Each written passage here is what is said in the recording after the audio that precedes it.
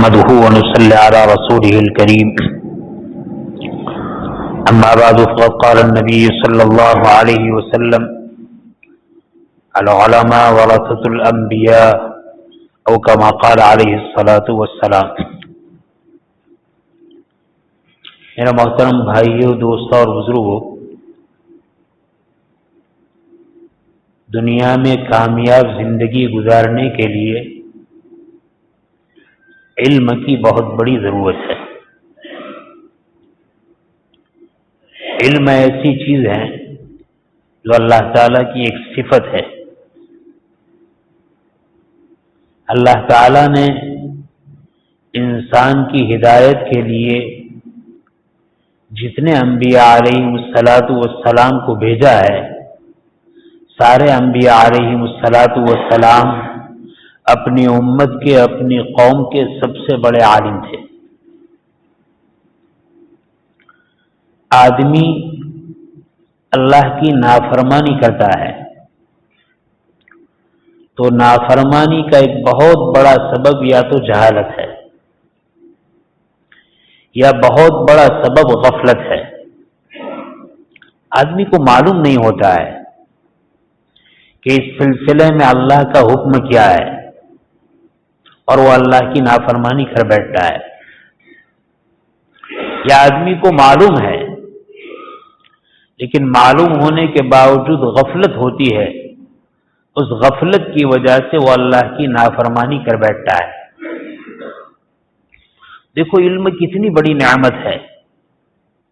حق تعالی شانہ فرماتے ہیں وَقُلْ رَبِّ زِدْنِي عِلْمًا۔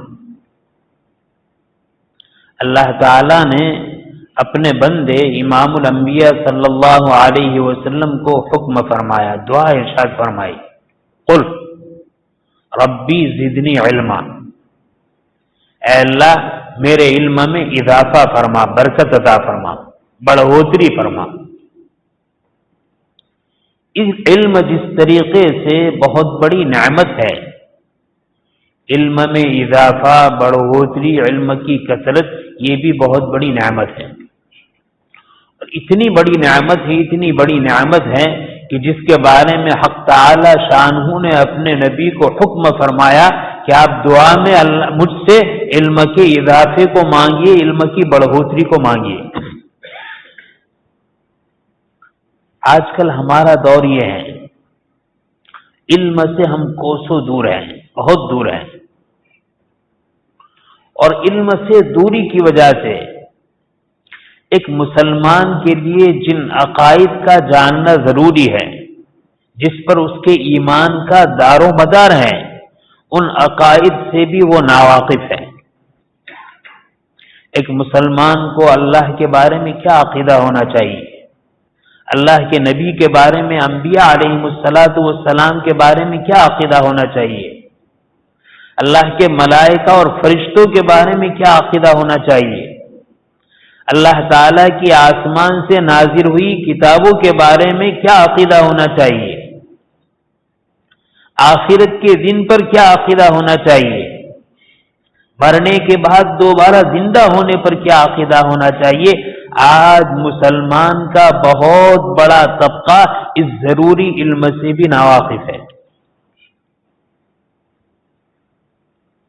اتنا معلوم ہے کہ ہم مسلمان کے گھر میں پیدا ہوئے، بہت تو 5 کلمے یاد کر لیے، نماز کا طریقہ معلوم کر لیا، کچھ موٹی موٹی باتیں یاد کر لی، باقی عقائد تک کے سلسلے میں امت کا ایک بہت بڑا طبقہ اس سے ناواقف ہے کہ ہمیں عقائد کا کتنا علم ضروری ہے۔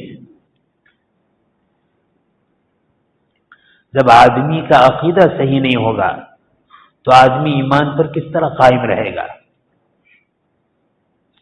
حق تعالی شانہ جزائے خیر دے حضرت مولانا محمد الیاس صاحب کاندھلوی نور اللہ مرقدہ پر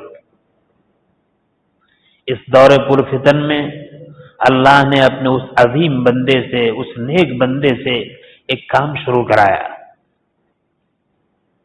جس کو ہم دعوت و تبلیغ کہتے ہیں۔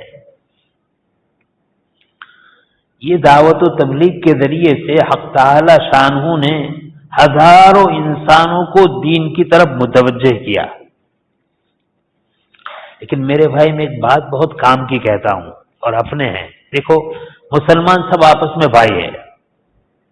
علم سے تعلق رکھتا ہے وہ بھی ہمارا ہے، دعوت سے تعلق رکھتا ہے وہ بھی ہمارا ہے، مدرسے سے تعلق رکھتا ہے وہ بھی ہمارا ہے، خانقاہ سے تعلق رکھتا ہے وہ بھی ہمارا ہے. میں اصل بتانا چاہتا ہوں کہ علم کی ضرورت کتنی ہے. حضرت اقدس مولانا الیاس صاحب نور اللہ مرقدہ نے یہ جو تعلیمی محنت، یہ تبلیغی محنت شروع کی، فضائل کے ذریعے سے لوگوں کو اس بات پر آمادہ کیا، لوگوں کو اس بات پر تیار کیا، لوگوں کو اس بات پر ابھارا کہ لوگ دین کے قریب ہو، دین کو سیکھے. فضائل کا جو علم ہے، اس فضائل میں کے علم کی شان یہ ہے کہ فضائل کے علم سے انسان دین کے قریب ہو، اور پھر علماء کے ذریعے سے، مکاتب کے ذریعے سے، مدارس کے ذریعے سے دین کے مسائل کا علم سیکھے.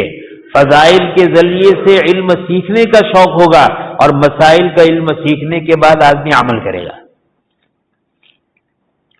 عام مسلمان کی کوتاہی تو یہ ہے کہ وہ دین کی طرف ہی متوجہ نہیں ہے، فضائل کے علم سے بھی دور ہے.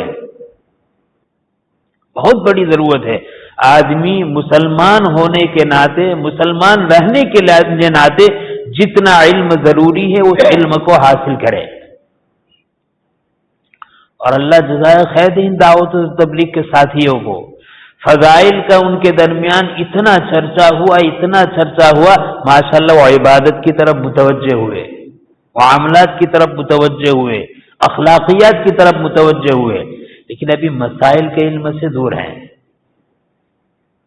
میں اپنے ان بھائیوں سے بھی بہت محبت کے ساتھ، بہت عظمت کے ساتھ، بہت ادب احترام کے ساتھ کہوں گا کہ فضائل والے علم نے آپ کو عمل پر ابھار دیا، عمل پر آمادہ کر دیا، عمل پر تیار کر دیا. اب ہمارا کام ہے مسائل کے علم والوں سے مسائل حاصل کر کے، مسائل کا علم حاصل کر کے ہم اپنی عبادت کو، ہم اپنے معاملات کو، ہم اپنی معاشرت کو، ہم اپنے اخلاق کو درست کریں. الحمدللہ بہت سارے ساتھی ان میں بھی ایسے ہیں جو پوچھ پوچھ کر اپنی نمازوں کو، اپنے وضو کو، اپنے غسل کو، اپنی معاشرت کو، اپنے معاملات کو، اپنے اخلاق کو درست کرتے ہیں اور درست کر کے اس کے مطابق زندگی گزارتے ہیں. لیکن بعض مرتبہ ایسا ہوتا ہے کہ ماشاءاللہ ہمارا ساتھی اس کام میں ہے، بہت پرانا ہے، اور فضائل کے علم کی وجہ سے عمل کی اہمیت بھی ہے، عمل کا ولولہ اور ذوق بھی ہے، اور عمل میں بڑھ بھی رہا ہے. لیکن مسائل کا علم نہ ہونے کی وجہ سے عمل کی جو شکل ہے وہ صحیح نہیں ہے. یہ تو بیچارے ہمارے وہ بھائی جو فکر مند ہیں، لگے ہوئے ہیں، جن کے اندر طلب بھی نہیں ہے، تڑپ بھی نہیں، ان کا تو حال ہی کیا ہوگا. وہ تو بیچارے ایسی جہالت میں پڑے ہوئے ہیں کہ جہالت میں پڑھنے کی وجہ سے اور ناواقفیت کی وجہ سے علم سے اتنے دور ہو چکے ہیں کہ ان کو اس بات کا بھی علم نہیں کہ ہم میں جہالت ہے، ہم میں ناواقفیت ہے، ہم بے علم ہیں، اس کا بھی احساس نہیں. آکس کے نہ دانت و ادانت کے بے دانت، در جہل مرکب ابد الدہر بمانت. فارسی شاعر کہتا ہے ایک شخص کچھ جانتا نہیں ہے، لیکن اس جہالت کو یہ سمجھتا ہے میں بہت کچھ جانتا ہوں، میں سب کچھ جانتا ہوں. جانتا کچھ نہیں ہے، لیکن یہ سمجھتا ہے کہ میں سب کچھ جانتا ہوں، میں بہت کچھ جانتا ہوں. در جہل مرکب ابد الدہر بمارت، وہ بہت بڑی جہالت میں ہمیشہ ہمیش کے لیے رہے گا، کبھی جہالت سے نکلے گا نہیں. جہالت سے کون نکل سکتا ہے؟ بھئی میرے بھائی یہ سمجھو آپ، ہم بیمار ہیں، معمولی بیماری ہے، لیکن اس بیماری کا ہمیں علم ہے، اس بیماری کا ہمیں احساس ہے، اس بیماری کا ہمیں خیال ہے. تو اس خیال پر، اس احساس پر ہم متوجہ ہوں گے علاج کی طرف، ڈاکٹر کی طرف، حکیم کی طرف، وعید کی طرف. ہمیں معلوم ہے کہ بیماری ہے، ہمیں احساس ہے کہ بیماری ہے، اور بیماری ایسی چیز ہے اس کا علاج نہیں کیا گیا تو بڑھے گی، بڑھتی چلی جائے گی اور آدمی کے جان کے ہلاکت کا سبب بنے گی۔ تو احساس ہے وہ تو متوجہ ہوگا کہ بھئی علاج کرانا چاہیے۔ ایک آدمی بیمار ہے، بہت موذی بیماری میں ہے، اللہ ہم سب کی حفاظت فرمائے، مثال کے طور پر وہ کینسر کی بیماری میں ہے، ایڈز کی بیماری میں ہے، یا اور کوئی بیماری میں ہے، کورونا کی بیماری میں ہے، اس بیچارے کو معلوم نہیں، اور اس کے بدن پر کوئی ایسے آثار بھی نہیں ہے، اس کو کوئی پریشانی بھی نہیں ہے، تو بیچارے کو معلوم نہیں ہے کہ میں بیمار ہوں، وہ مطمئن ہے۔ اس سے بڑھ کر اگر کبھی کسی وقت کوئی چھوٹی سی بیماری ہوئی، مثلا اس کو پیشاب بہت کثرت سے آنے لگی، نیند بہت زیادہ آنے لگی، بدن کے جوڑ درد کرنے لگے، اس کو یہ احساس ہوا کہ شاید شوگر ہو سکتا ہے، چلو میں خون ٹیسٹ کرا لوں۔ پیشاب خون ٹیسٹ کیا تو ٹیسٹ کرنے کے بعد پتا چلا شوگر نہیں، کینسر ہے۔ معلوم ہی تھا، معمولی بیماری کے علاج کی طرف متوجہ ہوا تو اس کو احساس ہوا یہ تو کینسر ہے۔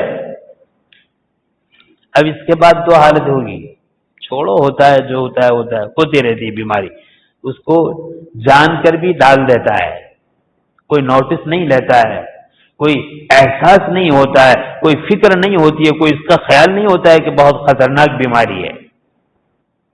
غفلت۔ یا تو کیا ہوگا، فوراً متوجہ ہوگا کہ شوگر فوگر کو چھوڑ دو، بہت بڑی بیماری ہے، اس کی طرف متوجہ ہو، بہتر سے بہتر ڈاکٹر کو معلوم کرے گا اور بہتر سے بہتر علاج کرائے گا۔ کیوں؟ معلوم ہو گیا ہے کہ بھئی یہ بیماری ہے۔ جس کو معلوم نہیں ہوا اور دیر سے معلوم ہوا، لیکن معلوم ہونے کے بعد سنی کے بعد انسنی کر دی، تو جب تک بدن میں قوت اور طاقت ہے اس بیماری پر وہ غالب رہے گا، اس بیماری پر وہ حاوی رہے گا۔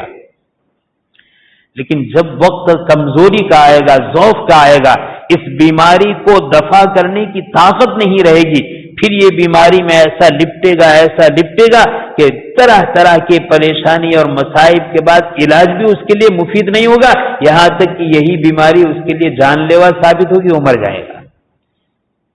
مثال دے رہا ہوں، ہم سب مومن ہیں، ہمارا ایمان ہے، جس کا جہاں جس وقت موت لکھی ہے، خاتمہ لکھا ہے، اس سے ایک سیکنڈ آگے اور پیچھے ہونے والا نہیں، لیکن دنیا دار الاسباب ہے۔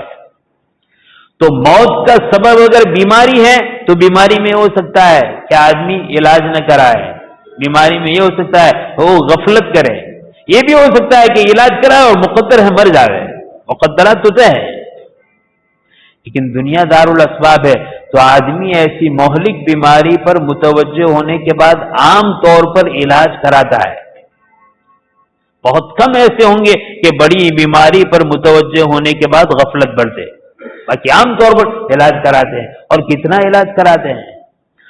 اگر ان کو یقین ہو جائے، ڈاکٹر یہ کہتے ہیں کہ 30% امید ہے کہ یہ بیماری ختم ہو جائے، 70% امکان نہیں ہے بچنے کا،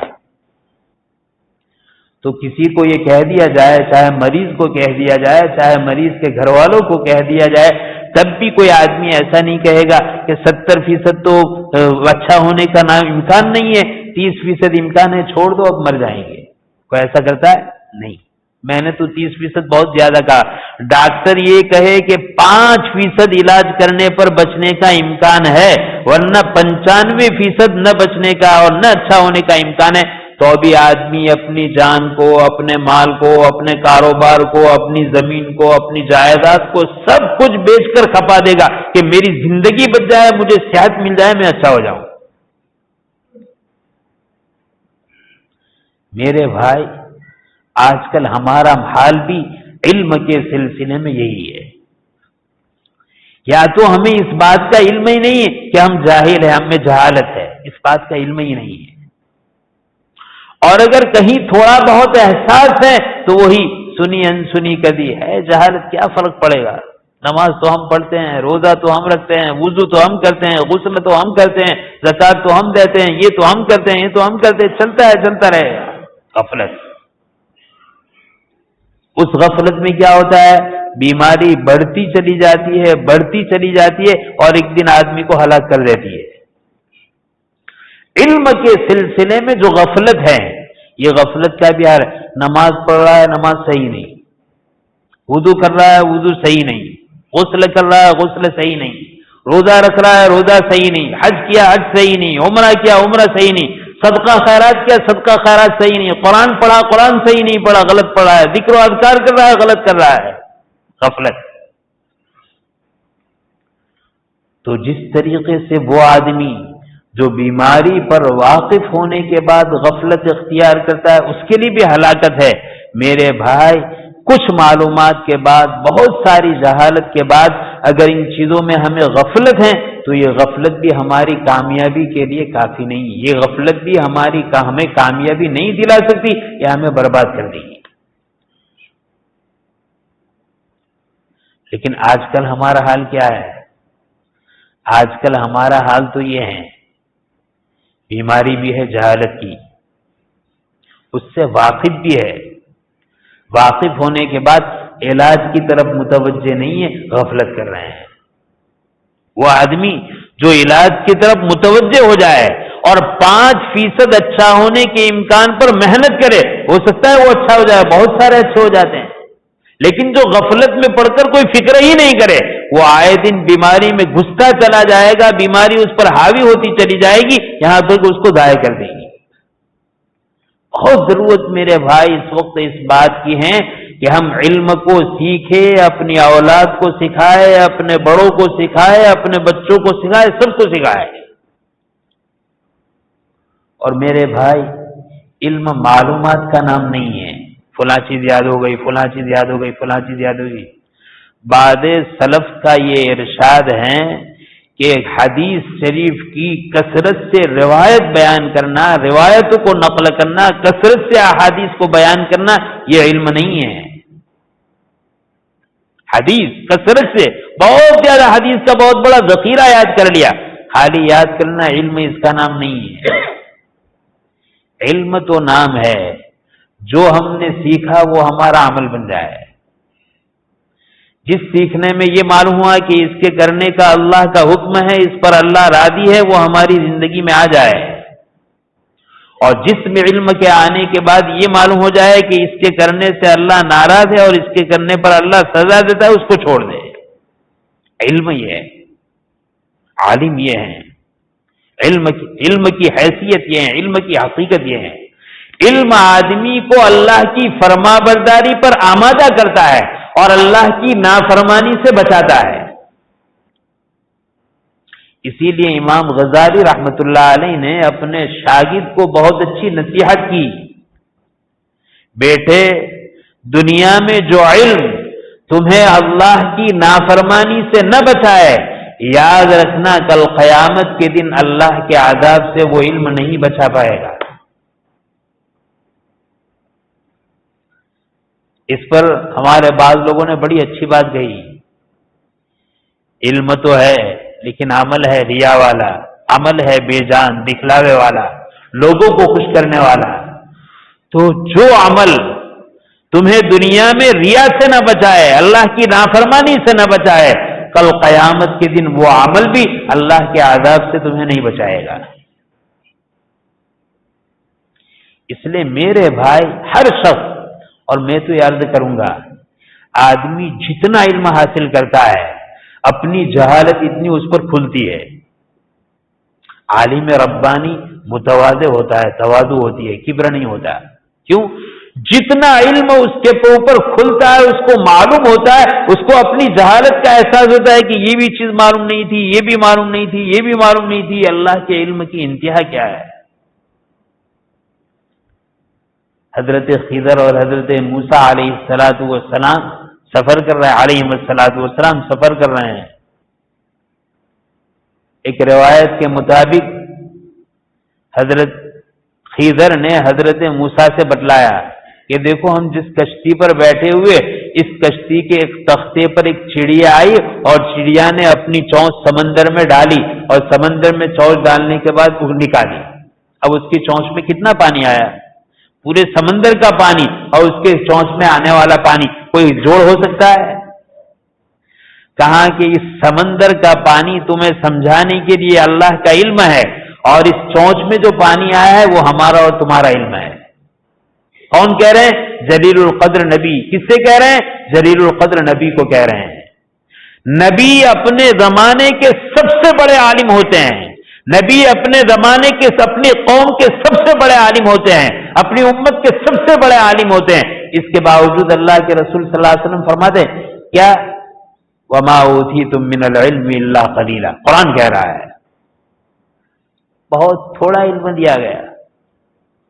تو میرے بھائی اس وقت ضرورت اس بات کی ہے، اگر ہم چاہتے ہیں کہ ہمارا ایمان محفوظ رہے، ہماری آنے والی نسلوں کا ایمان محفوظ رہے، ہمیں بہت ضرورت اس بات کی ہے کہ ہمیں علم سیکھنے کی ضرورت ہے، علم کو سیکھنے کی فکر کرنے کی ضرورت ہے۔ اپنی اولاد کو، اپنے بڑوں کو، اپنے چھوٹوں کو، اپنی ماں بہن کو، اپنے بڑھوں کو، سب کو علم سے آراستہ کرنے کی ضرورت ہے۔